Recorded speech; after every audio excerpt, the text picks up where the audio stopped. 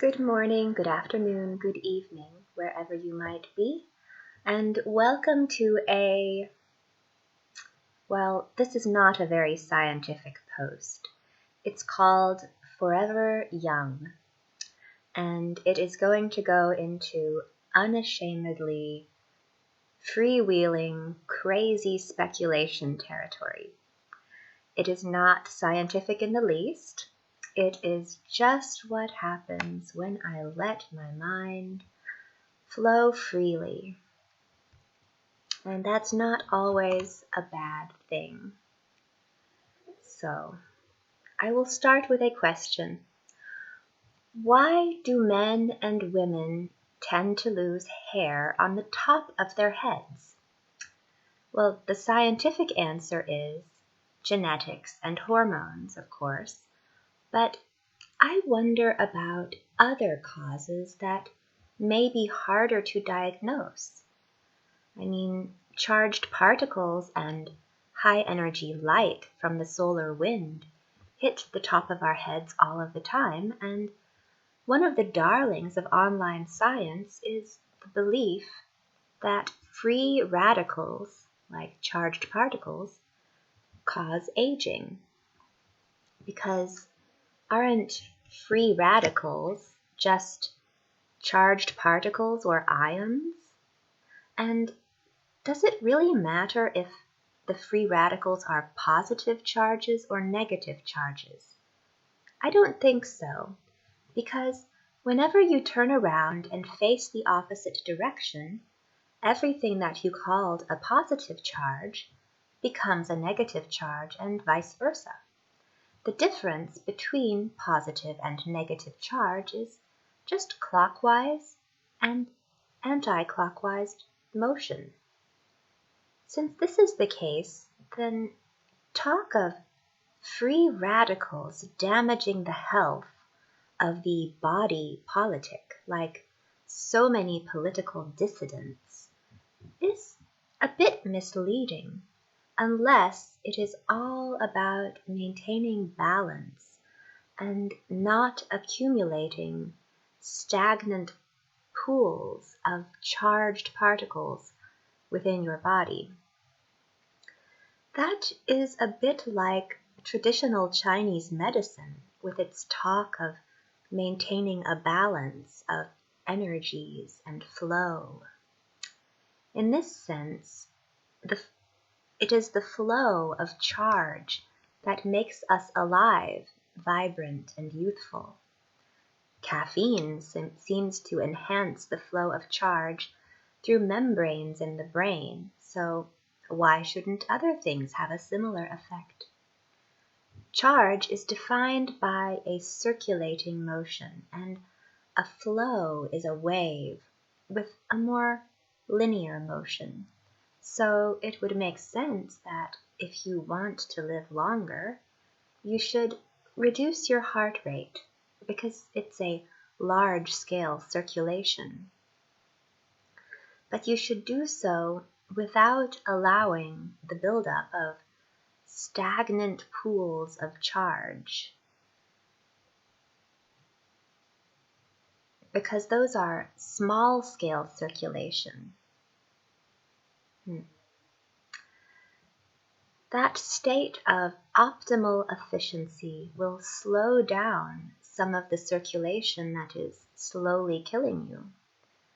Tortoises have a slow heart rate, and they live for a very long time.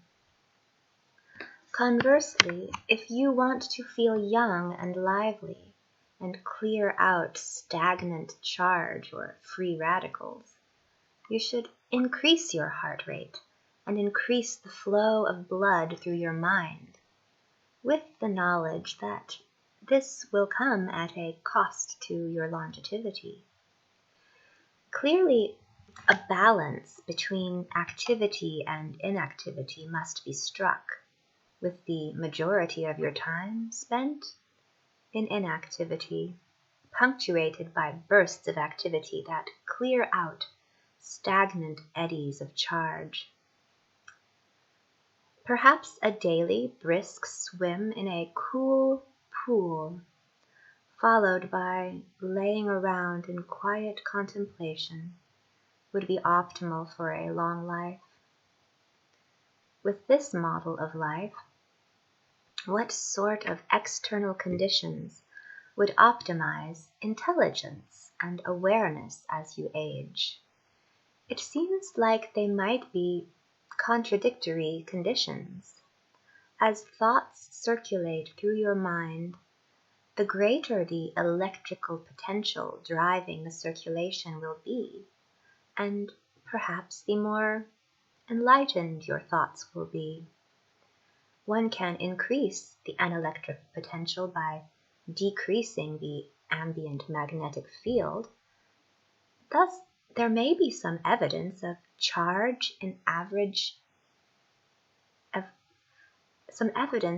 changes in average enlightenment as ambient magnetic fields have fluctuated throughout history. Perhaps an abrupt tilt of the axis of the Earth might stimulate a burst of enlightenment in a particular generation and geographic location. But how would this work in detail? I have a picture in the blog post linked below of the Earth's magnetic field, and I must say it makes me rather uncomfortable. It's very bumpy and ugly looking. The whole planet, ugh. How you view your home matters to your psychological health, and the scientists who made this made the planet look like it's diseased. It gives me the heebie-jeebies. I hate its texture, and I have a visceral reaction to this picture of my home. It looks sick, and I know that it is only a picture of the lithospheric magnetic field, but my emotions react independently of my rationality. I think that when we create scientific images that purport to show the truth, we should be conscious of the artistic and emotional impacts of those images. If you smooth out the bumps in that picture, it looks quite different and pretty. The global magnetic field pattern comes from the rotation of the planet's core, while the surface lithospheric crustal inhomogeneities modify its local properties by hundreds of nanoteslas.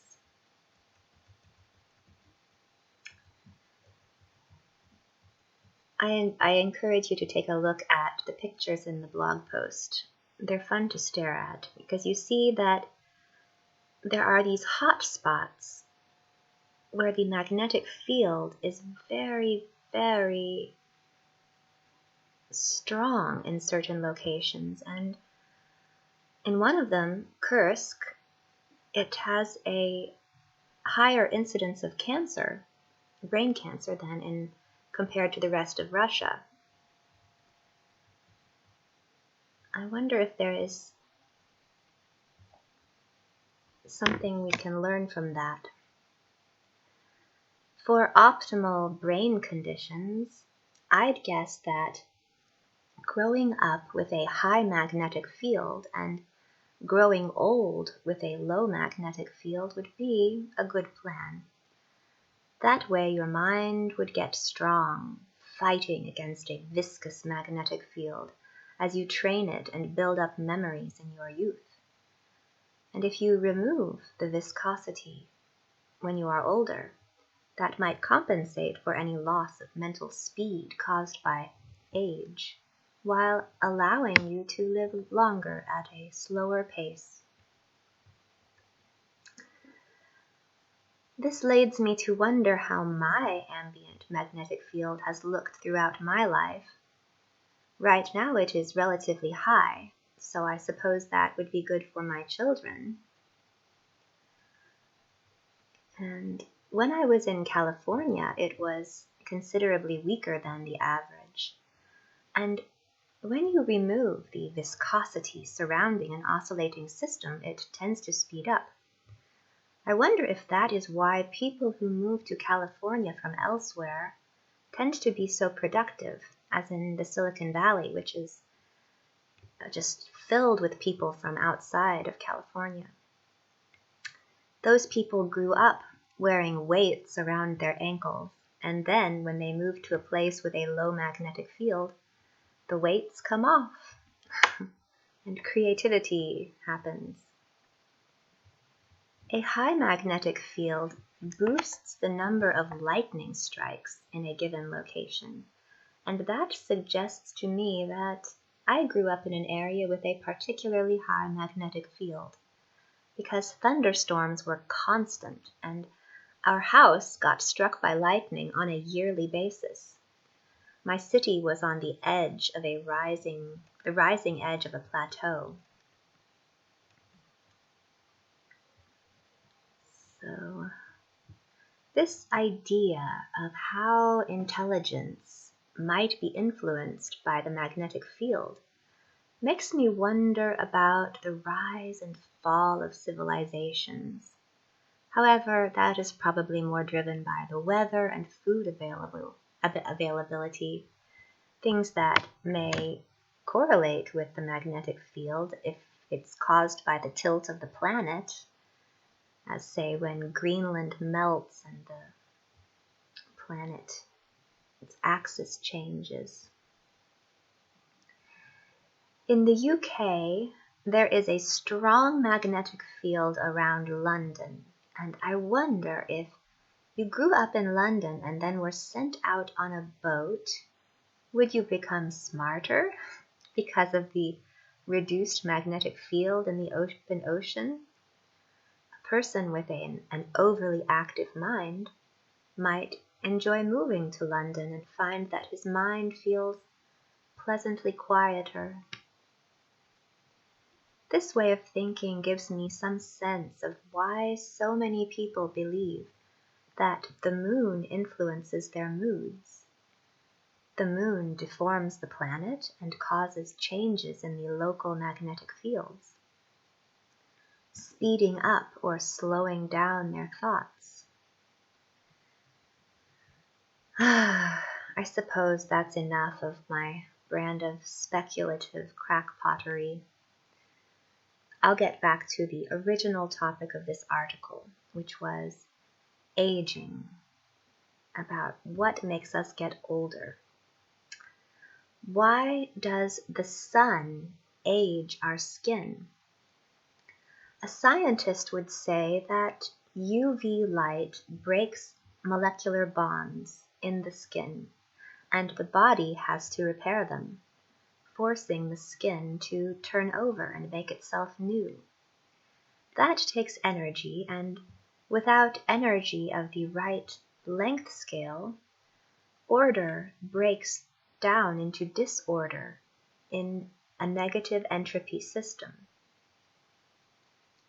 Yet, why does vitamin A make skin look younger? It forces the skin to turn over and make itself new, but does it do so while supplying an easy-to-utilize form of energy to the skin? Rats given vitamin A prior to cancer treatment, levels of irradiation, suffered fewer health problems from the radiation. So it seems to encourage certain tissues to rejuvenate themselves, which is good if the tissue is in a healthy state, but perhaps if it's cancerous tissue, then vitamin A could cause the proliferation of bad tissue. I don't know. I think it must be a balance, a competition between the good tissue and the bad tissue, and if the good tissue is in abundance, then it will rejuvenate itself more and drown out the bad tissue, like cancer. Similarly, why does cigarette smoke cause lung cancer, yet protect joints and the brain from degeneration? Like vitamin A, it also seems to provide an easy-to-utilize source of energy in the form of nicotine, a substance that we know increases the turnover of certain cells, thereby increasing the likelihood that a damaged cancerous cell will reproduce, as in lung cancer. But at the same time, it rejuvenates tissues with slow turnover in your joints and in the brain. It seems that this is an example of the old adage, one man's poison is another man's cure.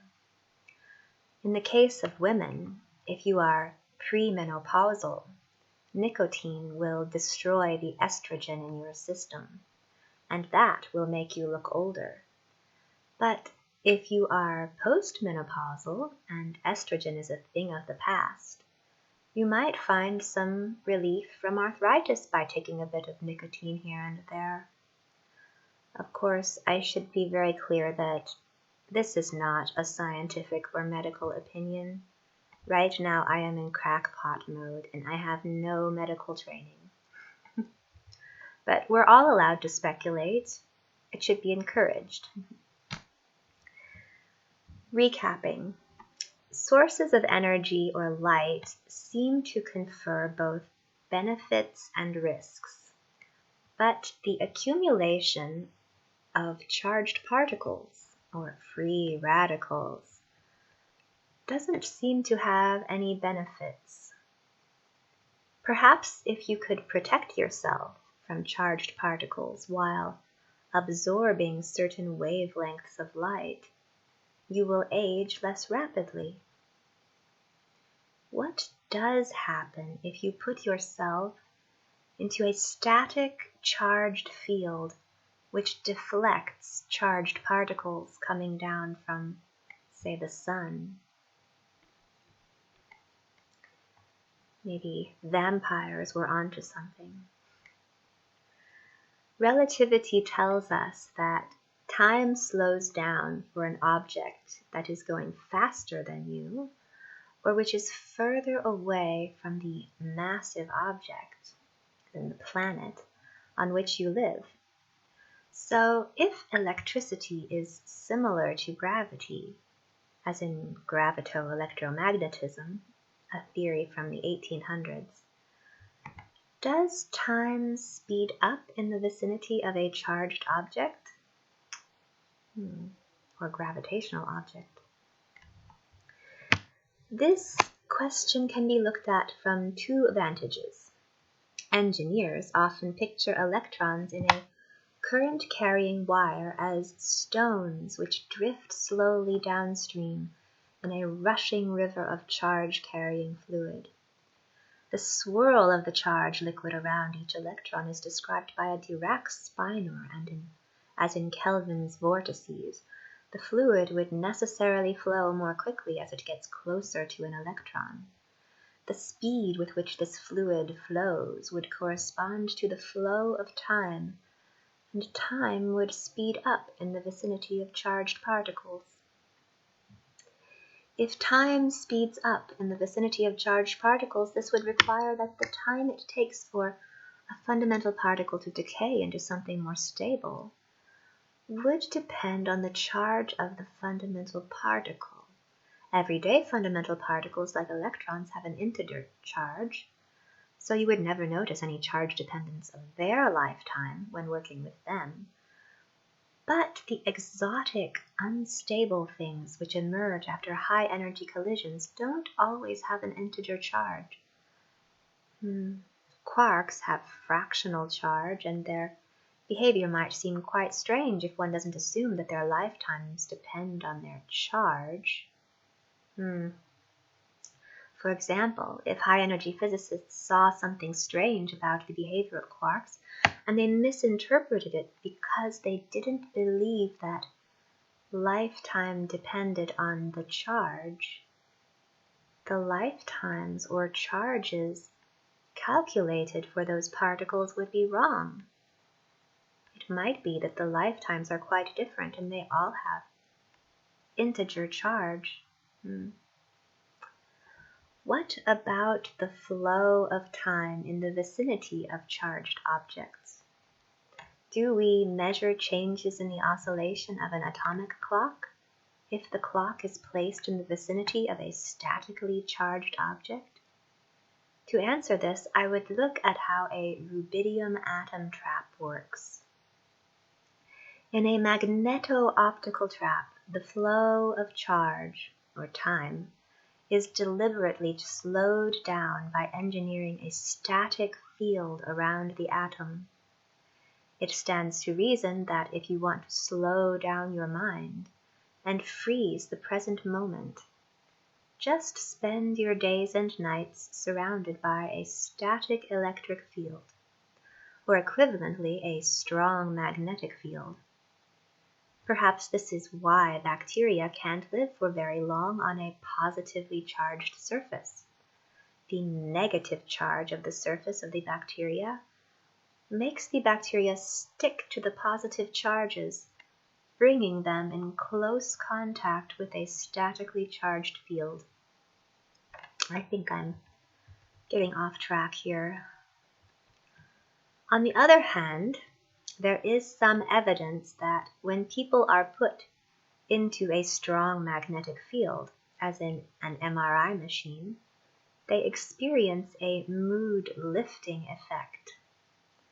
Since we now know that the mood-lifting effect from, for example, electroshock therapy is caused by endorphins released by brain damage, maybe that is what is happening in the MRI machine as well.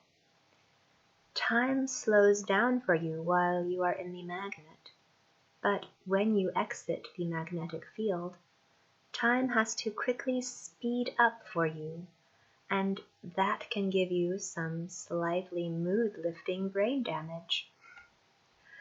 I can't even begin to speculate about the effect of Wi-Fi, which is an alternating magnetic field, that has been shown to cause gliomas, a type of brain cancer, when it is applied directly to the brain on a regular basis, as is done with frequent cell phone usage.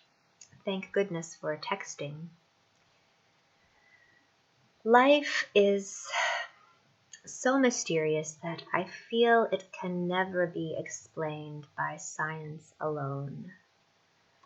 And whenever I see a person or a child who's channeling a spirit from another time, my sense of wonder is awakened every time. And I see people who are just channeling good spirits, like what spirit was Mr. Fred Rogers of the popular children's program, Mr. Rogers' Neighborhood, channeling throughout his life? It was surely a great one. How many souls did he save with the messages he sent directly to our inner children? When you feel the world spirit inside of you, it feels like you are playing a role, but the role is you, and that feels like pure joy. So with that, I encourage all of you to go out and find your connection to the world spirit and find your own way to channel it. This is a non-denominational message. Thank you for watching. Until next time, I won't be such a space case in my next video.